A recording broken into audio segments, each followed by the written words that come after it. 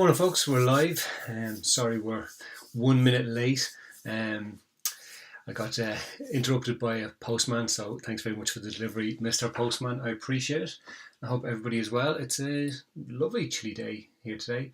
No more snow. We have a little bit left from the igloo that we built last Thursday or last Friday. So we're going for an all white ensemble on the cup today. But yeah, it's a nice day this morning. Looks like it could be good in Drogheda. So we've got a few questions today. I'm going to try and keep it a bit more condensed today because I've got to get going. But, you know, it is what it is. So I suppose we'll crack straight into the questions. If you guys watching do have any questions, please feel free to fire them up into the comment section and we'll try and answer them as best as I can. Okay. So we start off with our daughter has just turned 3 and we are putting her into daycare. How do we make this transition easier for her? Until now, she was with her grandmas during the day. I hate to think she will suffer, and I had a really terrible time at daycare as a kid, and I don't want her to have the same terrible experience I did. Any guidance? So I suppose all the parents out there are probably going, oh, we've all been there, you know, that worry, because I suppose going to daycare is probably one of the first big things that any parent does, where you're giving your child away to somebody else to look after that isn't part of the family, and it can be quite nerve-wracking, and especially given if you've had a horrible experience yourself in daycare. So what I would say is that the very first thing is, and for any parent out there, what you experienced as part of growing up is not necessarily what your child will experience when they're growing up. So I recently gave a talk to students and parents in a school in Dublin, and part of the conversation was, some of the parents were saying, well, I had a really horrible time in school, and other parents were saying, well, I had a great time. But both those may not be the case for your kids. So they may have a completely different experience because they're different people, and that's just life, and that's okay. So the first thing I say is, don't worry about what you experienced, because that may not be what your child experienced. So your little 3-year-old daughter might walk in day one and absolutely love it. Now, what I would say is that for a lot of parents out there, their first experience of maybe that first day of dropping their child off at daycare can be quite upsetting, quite nerve-wracking, and there could be tears all around. So, your daughter may look at you as if to say, don't leave me in this strange place. But what I would say is that you're going to be leaving your child into with staff who are extremely experienced in this, and they know exactly what happens because they see the pattern over and over and over again. So although they may say to you, just drop your child and go, even if she's crying, they know that in reality, within 5 minutes, your child is going to be okay. Your child is going to be laughing, playing, having fun. So it's going to be actually a wonderful time. And I'm going to hazard a guess that you're probably not in your 20s. That's a wild guess. But what I'd say is that daycare and childcare has come along so much in the last even 10 years. So they understand more. The staff are much more, I suppose, what's the word I'm looking for? Experienced in childhood development and have a lot more knowledge and experience of that. So, excuse me, what I'd say is go with it. Even if she cries on that first day, even if she cries for the first 2 weeks when you drop her off, take the advice of the staff that are working there. So if they're saying to you, look, she cries when she's looking at you leaving, and we understand it's upsetting, but literally in 2 minutes she's absolutely fine, trust them. They're not these evil people. They want the best for your child, and they don't want a crying child. So it's up to them to actually engage your child enough to turn her around if she is feeling a bit upset. And even if you're starting to get, I don't want to go, it can pluck at the heartstrings, but this is life, and this is how you start to build your child's resilience, in that, this is what we do. We have to go, and you have to go here, and you may not like it sometimes, but this is going to be her life for the next 15, odd years where she's maybe going somewhere she doesn't want to go. How many people do you know who've gone to school and hated every minute of it?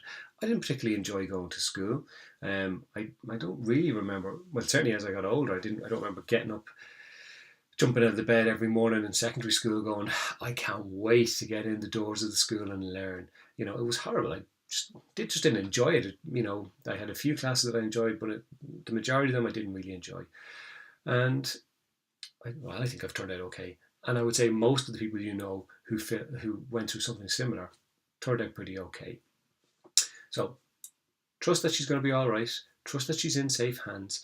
And it's okay for you guys to have a little kind of cry when, she's gone off and you get back into the car. And, because it's a big step for a parent. It's one of the biggest, I suppose, one of the first big things that you're going to be doing with your child, where you're letting her go, and possibly if she's upset. So, it's okay for you guys to be upset. It's okay for her to be upset as well. But she will be okay. She will be okay. And if there is a problem, if she's, hysterical for the whole day, which rarely happens, but if she is, the staff in the daycare are going to sit down with you. They're going to talk you through it. They're going to let you know, this is what we would suggest happens, or this is what we think needs to happen, or maybe if she needs to go to a doctor or something, if it's a really, really difficult case. But 99% of the time, the staff can deal with it, and they can actually sort things out for your child. So she'll be okay. Okay, next one. Where can I sell my children? I've had enough of them. I'd say you're the only parent in the world ever to experience that feeling of wanting to sell your children. I believe Facebook Marketplace is becoming very, very popular. Also, eBay can be good, and I'm sure you could set up an Amazon shop if need be, although I don't know if you're going to have enough traffic coming through to sustain that, or have enough children to sustain a good business model. So, maybe start at the eBay and Facebook Marketplace, or maybe just go for something like Gumtree where you can give them away for free. Okay, don't give your children away. It's okay, you don't need to give your children away, even if they annoy you. Guess what? You annoy them too, so that's all right. Hello Jennifer, good to see you this morning. I hope you are keeping well, and good morning to you too. Okay, here's our next one. Our 9-year-old daughter is starting to be invited to friends' houses. While we don't have a major issue with this, we do have some concerns about the level of supervision that go on with some of the other parents, like watching unsuitable movies or unsupervised access to the internet. We don't want to see her miss out on these fun things, but how can we keep her from seeing things we don't want her to see without getting into disagreement with her friends' parents? Okay, this is very, very tough. Okay, and it's going to be hard for a lot of parents out there, because a lot will have been there. So how do you have that conversation? So you may have heard from your child that oh, my friend has a phone at 9 years of age, and my friend is on Instagram, Snapchat, whatever it might be, or they've just been given a phone and there's no restrictions in place, or that they've watched movies that are 15s or 18s or whatever it might be, and you don't want this for your child. And what I would say is, all you can do is worry about your child. So if you don't think something is right for your child, then you need to deal with it. All right. So you're absolutely in your right to have a conversation with your daughter and say to her, look, that there are boundaries in our house. So one of those boundaries is there isn't unsupervised access to the internet. There isn't, watching movies that are, not age appropriate, that kind of thing. So I'm putting responsibility on you to not get into those things. But what I am going to do is I'm going to sit down or talk to the parents of the child that you're going to. One, to connect with them, because you want to know that they're what the plan is with the sleepover. You want to make that connection and let them know that, look, if there's any issues, just give us a shout. We'll be available to come along and pick up our daughter if there's any problems, or if you just need to give us a call about anything. Never mind the dietary requirements that there might be for your child or whatever it might be. And then what I'd say is have a conversation around with the other parents around, look, we don't show our kids movies that are, over their age. We we don't give them unrestricted access to the internet. And I'm not saying that you guys do either, but we would much rather if they weren't watching movies that weren't appropriate, that they weren't, sitting down in front of YouTube or, Instagram while they're on the sleepover. Is that okay with you? And then you're putting it back on the other parents. You're not saying to the other parents that what you do is wrong. You're not casting any judgment. You're just saying, for my child, this is what's okay, or this is what is not okay, and it's what we would like to see happen on the sleepover. If they say, look, we don't mind our kids watching a movie that's 15, so it's all right for you to then say, look, I completely understand, but for us, it's not okay for our daughter, so maybe we'll hold off on the sleepover for the moment. That's absolutely fine. And if your child gets upset, that's okay. I think sometimes we forget that it is okay for our kids to be upset. It is okay for our kids to be disappointed, because life is disappointing at times. We don't all get what we want all the time. We all have to deal with, being adaptable to situations because it's not what we expect or what we hope or what we want. So you're teaching your kids some life lessons here. It's all right for them to be disappointed. And it's okay to acknowledge that. I understand that you're disappointed that you're not getting to go on your sleepover, but we're not okay with you going and being able to watch movies, access to the internet, whatever it might be. So it's absolutely fine for you to make a call to the other parents, have a brief conversation. It doesn't have to be accusatory, it doesn't have to be aggressive. It can be, just a general kind of, this is how we operate. Is that okay for you? And if it's not, well, then you don't have to send your child to that house. It doesn't mean that every single house is going to be the same. It doesn't mean that your child is never going to get to go on a sleepover. Of course they are. And realistically, sleepovers are going to happen more regularly as they get older. But then you can still have those conversations as they get older. So it's absolutely okay. A cup of tea. Hi, Fraser. We need to have a conversation. So, last question for today. Like I said, it's going to be a short one today. Now, where are we? There we go.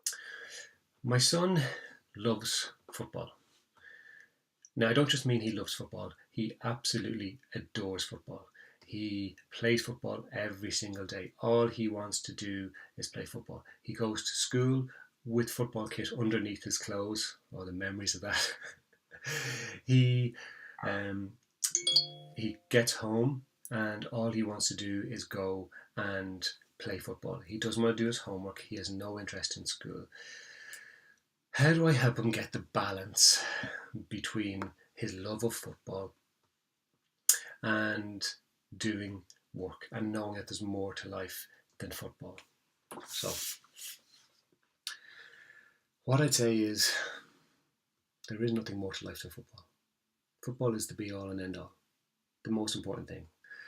No, seriously, that's just for me. I actually, this could be talking about me. All I wanted to do when I was a kid was play football.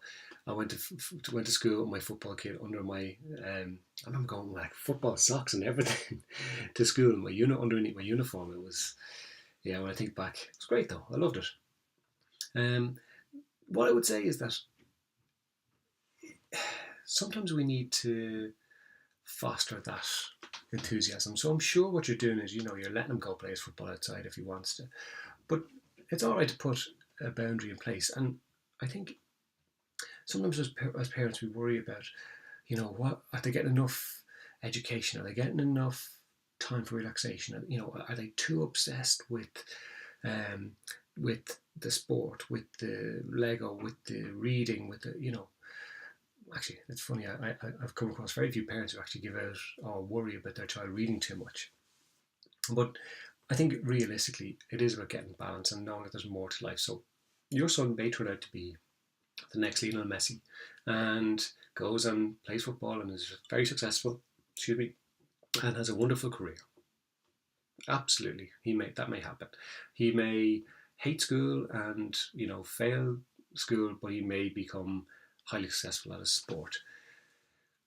But there is more to life, and he may not, and that's okay. He may not become a world famous footballer. He may just enjoy it for the fun of it. He may get to 40 years of age and still kick about with his mates on a Tuesday evening, and that's okay too. What I would say is, you can make a deal with them, I suppose, so to speak, where, okay, you can go and play football for 2 hours in the lashing of the rain, but first things first is getting homework done. Now, a lot of parents will say, yeah, it's really important to get the homework done as quickly as possible, and I would agree. If that's the case, get the homework done as pretty much as soon as they get in. Let them get in, get a snack, get the homework done, so then the evening is free to do what they want. But sometimes that might not be the case. And if you think about it, your child has been learning or in a learning environment for 5, 6, possibly 7 hours of the day. Maybe all they want to do is just come home and switch off for a bit. And that's okay too. With all the stuff that we talk about here, it's about finding what works best for your family. So what everyone else might do may not actually work for your family, and that's okay. It's okay to find the level that works for you guys. So if you find that what he needs is an hour of kicking the ball around outside when he gets home, let him go and do that. Try it. Just try it and see, and then get him in to do his homework. Now, it may be a pain. It may not suit what, and you have to find if it works for you, but maybe he would be more open to doing his homework if he does get that hour. Now, if he's not, if you find that he's kicking and screaming, it's not working for you then. Well, then try something different. So where you're saying to him, right, you can definitely go and play football, but part of the deal is that you have to get your homework done without any complaining or moaning. Doesn't mean he's going to do it, but at least you're laying the foundation and the groundwork, and go from there. But it's okay for him to have that love. So many kids around the world do. They have that love of just wanting to get out and kick a ball around, and that's fantastic. It shows that they have enjoyment, and we don't necessarily want to temper that. You could have a child who loves doing homework and is looking for more and more and more homework. Again, are you going to give out, or are you going to complain about it? Probably not, until they get too old and older, and you're not seeing them at all. But what I'd say is just foster it. It's okay, but look at getting that balance. So if he has to go somewhere at the weekends because his sister is doing swimming and he has to go and sit with it and he hates it, let him bring a football magazine. Let him wear his football kit, whatever it might be. It's okay. It's all right. It's not going to do him any harm. And he may grow out of it. He may change. Okay, guys. That's it for this week. I told you it was a short and sweet one. I hope you all have a wonderful week. And we'll see you here next week for episode 10. Can't believe it's going to be episode 10. Have a good one, guys. See you.